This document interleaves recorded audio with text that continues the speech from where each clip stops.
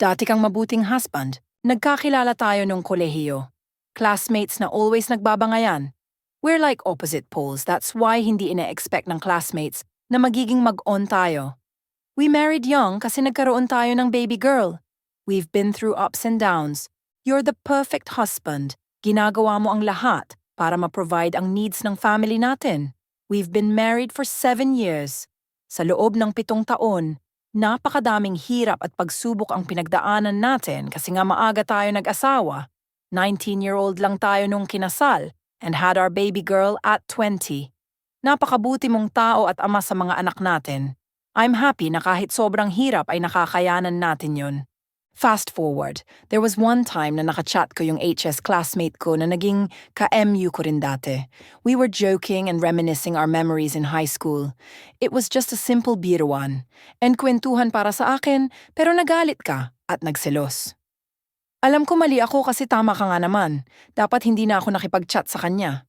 I blocked him, not because inutusan mo ako, but because alam kong tama ka sa pagkakataon na yun. I asked for your forgiveness. I begged you hanggang mapatawad mo ako.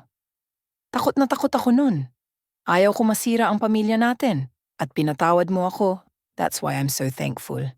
After more than 2 years, we're in the same situation again, but this time, ikaw ang nagloko. I'm currently pregnant with our 3rd child. Super sela ng pagbubuntis ko. I need to be dressed for 3 months and mag-leave muna sa work. While doing something in my laptop, naisipan ko biglang i-check ang messenger account mo.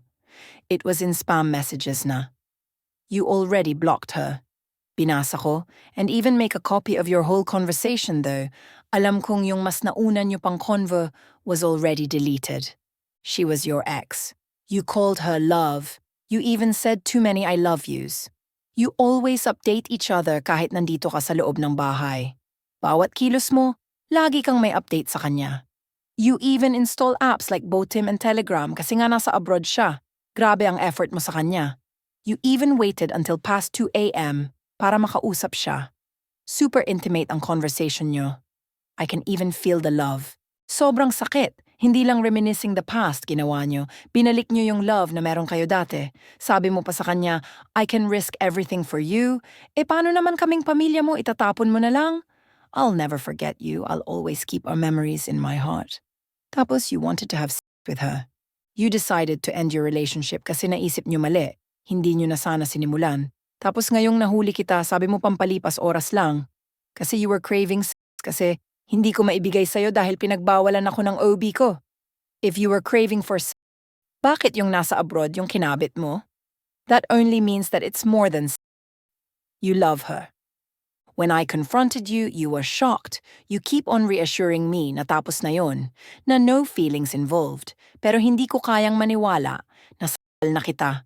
Napagsabihan ng masasakit na salita, pero I'm not yet at peace. Sabi ko nun, once magloko ka, game over na. Pero pag nandito ka pala sa sitwasyon na to, mabablangko ang isip mo. Alam mo ang dapat mong gawin, pero inaalala mo ang mga anak mo. Wala akong mapagsabihan. Kahit sa fam or friends ko, walang nakakaalam ng pinagdadaanan ko. Hirap na akong control-in ang emotions ko, lalo pat buntis ako. I chose to stay, pero hindi madali. Gusto kong umalis at mapag-isa kaso yung mga anak ko maliliit pa. Kaya ko namang buhayin mga anak ko kasi I have a good paying job. Ayoko lang magkaroon ng broken family yung mga anak ko. Napakahirap, napakasakit. Yung ko lalong nadagdagan. Hindi ko alam kung kailan kita mapapatawad. Sa ngayon, ang alam ko lang ay nawawasak ako sa bawat sandali na naaalala ko lahat ng messages nyo. Kailan kaya ako magkakaroon ng peace of mind? Paano? Thank you kasi this is the only time na nailabas ko ang nararamdaman ko. I don't want to share it with my fam and friends kasi problema namin to bilang mag-asawa. Thank you kasi kahit papaano lumuwag ng konti ang dibdib ko. From Sender Steph.